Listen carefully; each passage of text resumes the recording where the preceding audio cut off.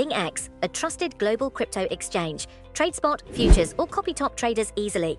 Sign up via the link or referral code to get 30 USDT instantly, plus up to 1,500 USDT in bonuses for verification, deposit, and trading.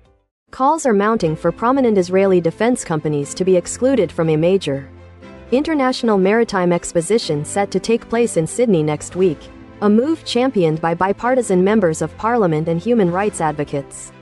This fervent appeal stems from a recent United Nations Commission of Inquiry that concluded Israel is perpetrating genocide in Gaza, coupled with growing concerns that the Australian government may be in breach of its international legal obligations by engaging in trade with arms manufacturers implicated in alleged war crimes. At the heart of the controversy are Elbit Systems, Israel's largest weapons manufacturer, through its Australian subsidiary, and the state-owned defense giant Rafael Advanced Defense Systems, both listed as exhibitors at the Indo-Pacific International Maritime Exposition. This high-profile event is designed to provide a global platform for showcasing military hardware to potential buyers, an opportunity that critics argue should not be extended to companies allegedly involved in atrocities. The severity of these accusations has been underscored by Chris Sidoti, a former member of the UN Commission of Inquiry, who has characterized these Israeli defense firms as key enablers of the Israel Defense Forces in its commission of war crimes, crimes against humanity and genocide against the Palestinian people in Gaza over the last 2 years. This damning assessment finds resonance with Australian international law expert Donald Rafael, who asserts that the Israeli military-industrial complex is directly implicated in Israel's alleged acts of genocide in Gaza. Echoing these grave concerns, Labour MP Cameron Murphy, a staunch supporter of the Palestinian cause, expressed his dismay, stating, "It is appalling that we are hosting companies that are complicit in genocide to exhibit in Sydney." He further questioned the government's rationale, asking, "We've got serious legal obligations in terms of what we do, given the findings about a plausible case for genocide. So why on earth are we allowing them to exhibit?" Murphy added that such an event, with these particular companies involved, becomes a lightning rod for action and protest. Another Labour MP, Anthony Diadam, has also voiced agreement, telling Guardian Australia that these companies should indeed be barred from exhibiting.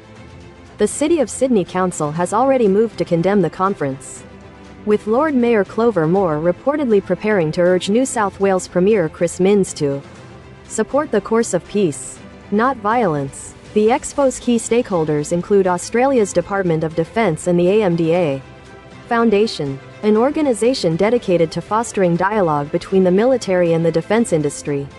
This foundation was also a central organiser of last year's Land Forces Conference in Melbourne, an event that drew significant public protests. Sidoti contends that the Department of Defence's role as a key stakeholder in the Sydney Exposition raises serious questions about its adherence to international commitments in light of the UN inquiry's findings, stating, "Clearly, it shouldn't be happening." He elaborated that the department's involvement constitutes failing to act to prevent genocide, failing to act to ensure respect for the Fourth Geneva Convention, and aiding and assisting the perpetuation of Israeli unlawful acts. Efforts to obtain a response from the Department of Defense to these comments are underway. Elbit Systems has secured contracts totaling close to $1 billion for various defense projects, while Rafael also maintains substantial dealings with the Australian government.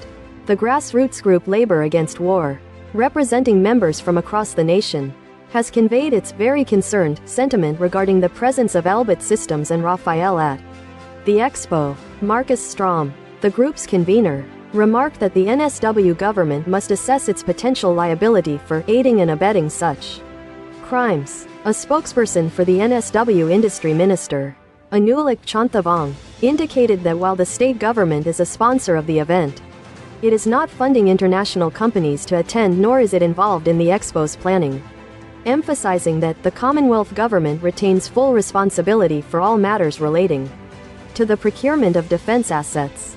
Lara Keeter, acting executive director of the Australian Centre for International Justice, highlighted the profound ethical questions raised by allowing these companies to showcase their weaponry, suggesting it enables them to expand their profits and operations.